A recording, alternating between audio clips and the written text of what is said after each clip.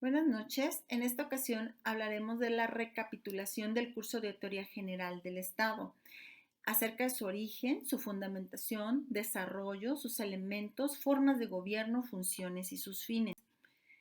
Em, para hablar del Estado, comentar también que no siempre existieron los estados como actualmente los conocemos, tuvieron que darse en diferentes acontecimientos para que podamos hablar de un comienzo y de un desarrollo del mismo a lo largo de la historia.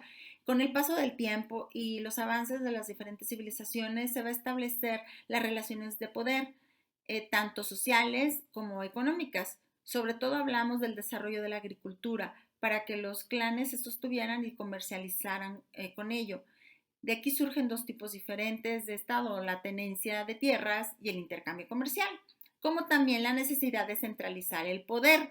De aquí entonces surge dos tipos de estados, que son las polis griegas. Localizamos en este caso en Grecia el, Sócrates, Platón y Aristóteles.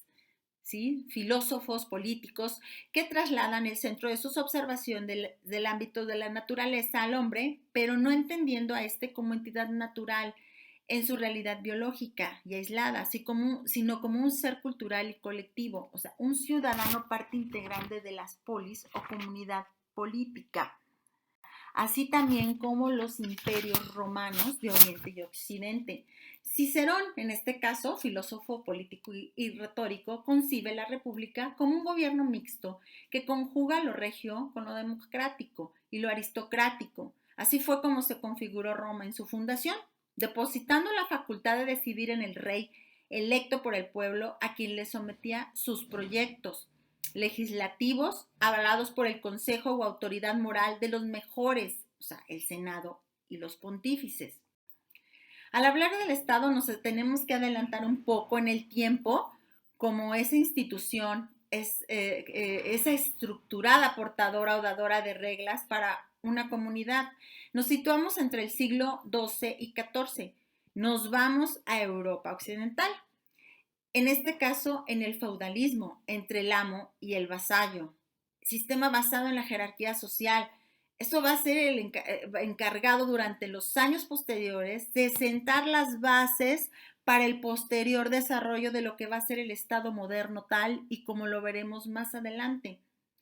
El feudalismo es un sistema de jerarquización social, económica, así como también política. Va a marcar las relaciones propias de lo que fueron en los siglos XII, XIII y XIV. En este último siglo aparece el concepto de soberanía. Con esta la idea de concentración de poder en una sola persona. Esta persona es el rey o monarca. Así el Estado logra constituirse por completo cuando se inicia el proceso de expropiación de los medios de coerción y administración que se encontraban bajo el control de otras diferentes asociaciones políticas, como el señor feudal, las diócesis, las órdenes religiosas, las ciudades autónomas. Entonces vamos a asistir a la decadencia del feudalismo, el proceso de cambio social, económico, político, que va decayendo el poder, se dispersa y luego se vuelve a concentrar en una sola persona dentro de lo que es la evolución del siglo XIV a través del rey. Veamos entonces ahora el origen del Estado moderno.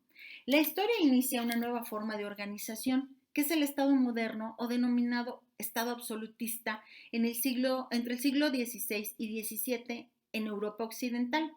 Se encuentra la monarquía absoluta, el cual es el gobierno predominante de esa época y lleva a la destrucción al feudalismo. Algunas características de lo que es el Estado absolutista propio de la modernidad son: uno, la legitimación del poder del monarca bajo la idea del origen divino. Dos, la concentración del poder en el monarca. Tres, el monarca solo responde sobre sus actos a Dios. Cuatro, la política económica mercantilista. Cinco, los poderosos ejércitos y flotas mercantes. Seis, los estamentos, como son la nobleza, el clero, la burguesía y el campesinado. Con el Renacimiento surge la concepción del Estado moderno.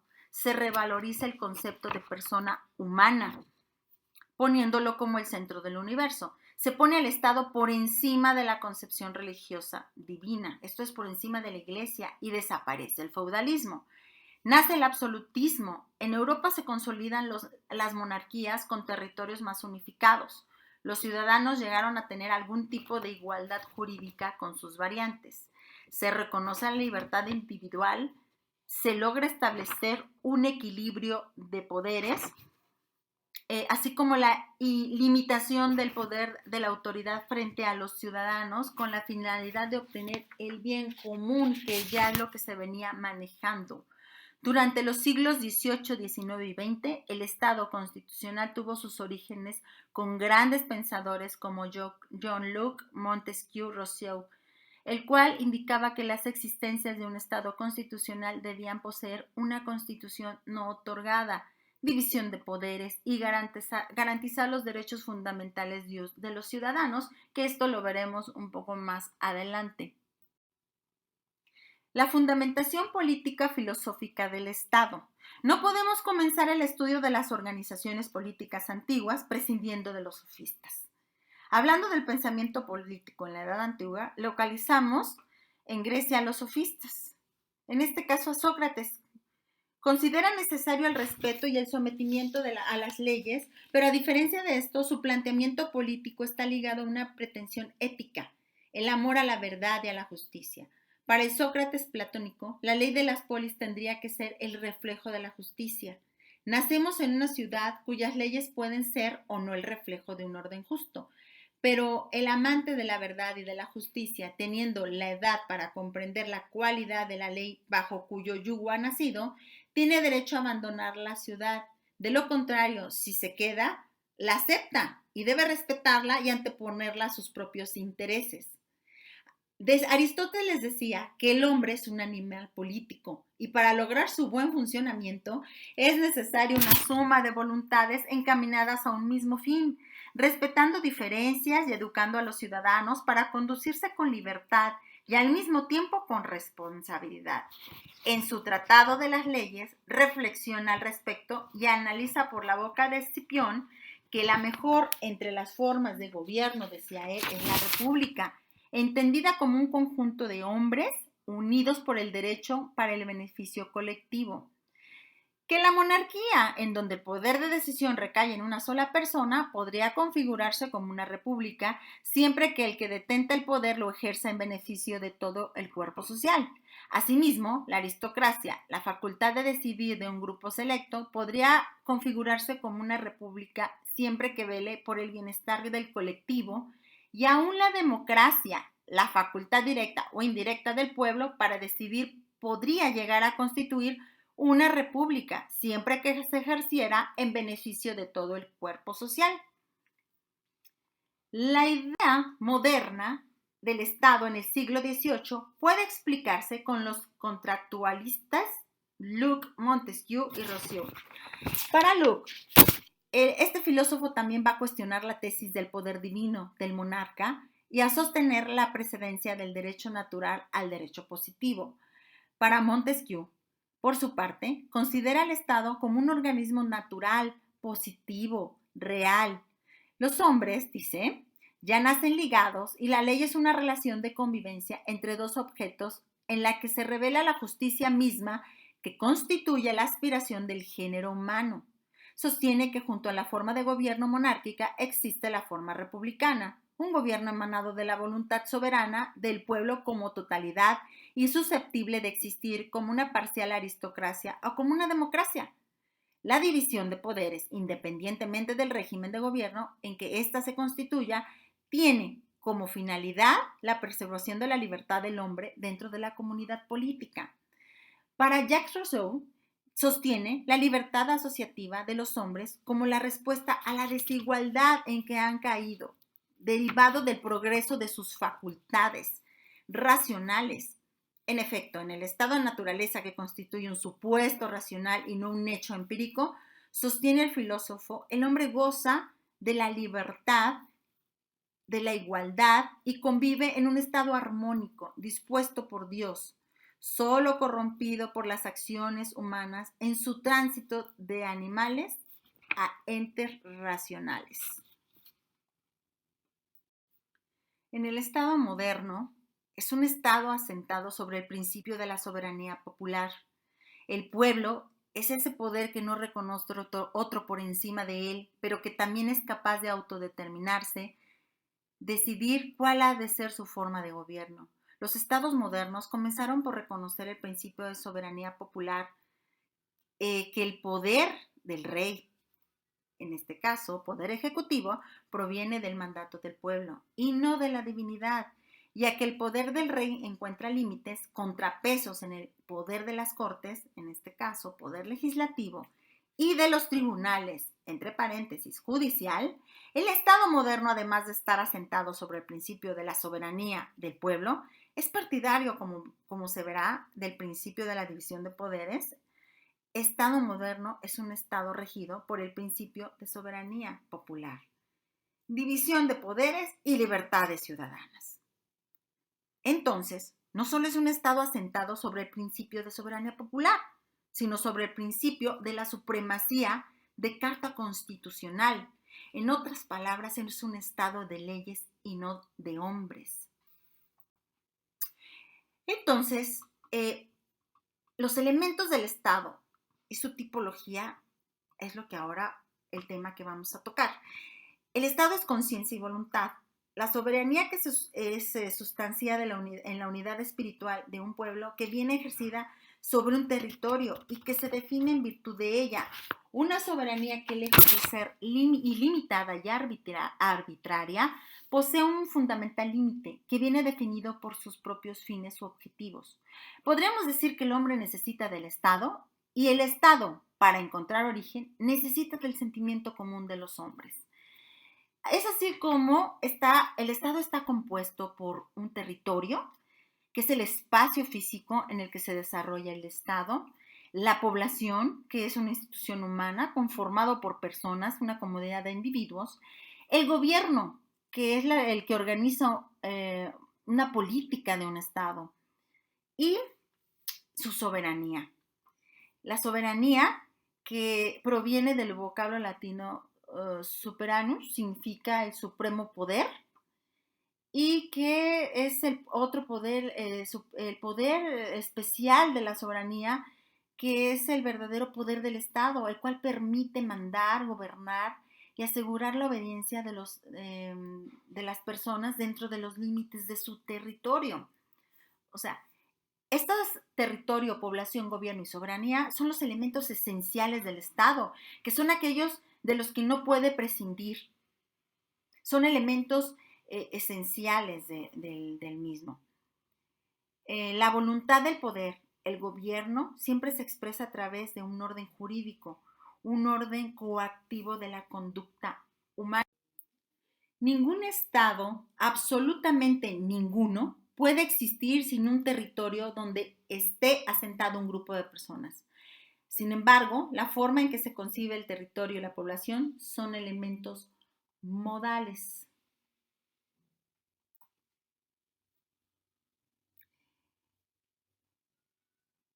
Las formas de gobierno del Estado. La monarquía es la forma de gobierno en la que las decisiones son tomadas por una persona, en teoría en beneficio del resto. Pues, ¿quién es esa persona? Bueno, pues depende en ocasiones de la sangre, el extirpa, la divinidad y otras más es elegida por el pueblo. La aristocracia viene de la raíz aristo, el mejor, y kratos, poder. Así, la aristocracia es el poder de los mejores, se supone para el beneficio común. ¿Y quiénes son estos mejores? Bueno, pues depende de la antigua sociedad espartana, lo eran los guerreros, en la antigua Roma lo eran los ancianos y los sacerdotes. En la actualidad, pues, ¿quiénes van a ser los mejores? Eso lo dejo a su imaginación. La democracia. O sea, la democracia viene de la raíz demos, el pueblo, kratos, poder, el poder que se ejerce por el pueblo, en beneficio del mismo pueblo. Las tres formas clásicas de gobierno se pueden degenerar o corromper, pero Cicerón llamó a un gobierno de pesos y contrapesos como república. Regresemos un poco. La democracia, hablando de estas tres formas de gobierno, a monarquía, aristocracia y democracia clásicas, donde se pueden corromper, quizá la democracia es la más fácil de corromperse. ¿Por qué? Porque hablamos de un pueblo falto de ilustración y sin sus necesidades materiales cubiertas, es presa fácil de la manipulación de los demagogos, quienes transforman el poder del pueblo en el poder de los pobres. Ahora bien, regresemos a la república.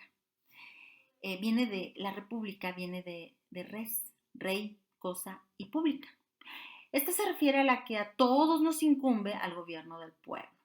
En los regímenes republicanos, el poder es originalmente del pueblo y se ejerce por el pueblo, por un periodo determinado de tiempo, a través de las tres funciones de gobierno: ejecutiva, legislativa y judicial. Veamos ahora, ¿a qué nos referimos con las funciones de gobierno?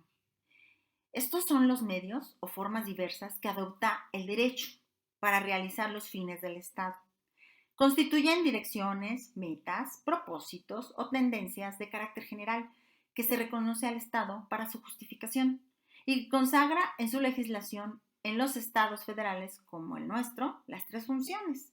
Están presentes en los diversos niveles de gobierno que tenemos a nivel federal: la función ejecutiva, que es el presidente de la República y sus secretarías de Estado; la función legislativa, que le compete al Congreso de la Unión, ya sea compuesto por la Cámara de Diputados y Senadores; y la función jurisdiccional, que le corresponde a la Suprema Corte de Justicia y tribunales y juzgados federales, tanto colegiados o unitarios, dividido en circuitos. La doctrina reconoce tres actividades esenciales del Estado para lograr sus metas y que nacen del principio constitucional, que son la función legislativa, la cual está encaminada a establecer las normas jurídicas generales. El Estado moderno es el creador del orden jurídico nacional. Otorga al presidente de la República, los diputados y senadores del Congreso de la Unión y las legislaturas de los estados la facultad exclusiva de crear elementos del tipo normativo, modificarlos o derogarlos según sea necesario. La dos, función administrativa, o llamada ejecutiva, realizada comúnmente el Poder Ejecutivo. Consiste en cuidar los servicios públicos, resolver las cuestiones concretas y tutelares mediante decisiones. Esa función principal, el Poder Ejecutivo, que se encuentra a cargo del presidente de la Nación. Le corresponden otras actividades, por ejemplo, la facultad reglamentaria, que en un acto de naturaleza legislativa, las controversias en materia fiscal, agraria, obrera, que son actos materialmente jurisdiccionales. Ahora, la función jurisdiccional es la actividad del Estado encaminada a resolver las controversias, estatuir o declarar el derecho. La superioridad del Poder Judicial en la sociedad moderna lo coloca como el órgano orientador de la vida jurídica nacional. Emana de la soberanía del Estado para resolver a través de instituciones los problemas que se susciten entre los ciudadanos y vigilar la interacción entre estos y el Estado, con el objetivo de tutelar el orden jurídico. El Poder Judicial, además de ejercer su función jurisdiccional, realiza otros actos no propiamente de esa naturaleza. Por ejemplo, el nombramiento de su personal, que es un acto administrativo. Entonces, ahora bien, hemos visto todos esos procesos del Estado o esos componentes. Veamos ahora para qué está hecho el Estado. La justificación y el fin mismo. El Estado es poder, es dominación. La fuerza se justifica por sí misma y al modo como no es posible vivir sin los agentes naturales, tampoco es posible la vida sin esa organización y predominio de los poderosos. Las teorías jurídicas. Por ejemplo, el Estado se justifica sobre la base de una institución jurídica preexistente. ¿Cuál es esa base? Pueden ser la familia, la propiedad. Desde Platón y Cicerón hasta Haller, o el pacto social, o la necesidad racional, o sea una necesidad psicológica, sea la perfección moral, desde Aristóteles a Hegel, o al mismo fenómeno jurídico. El ser y el modo concreto de ser del Estado concluyen cada día en un deber ser y solo ella participa, por tanto, conscientemente en la conservación y configuración del Estado. Para justificar el poder del Estado, Hegel afirma que el pueblo son la única fuente del derecho. Quien logra el poder del Estado por el simple hecho de poseerlo, encuentra moralmente justificado su derecho a representar al pueblo y a darles leyes. ¿Y cuál es su fin?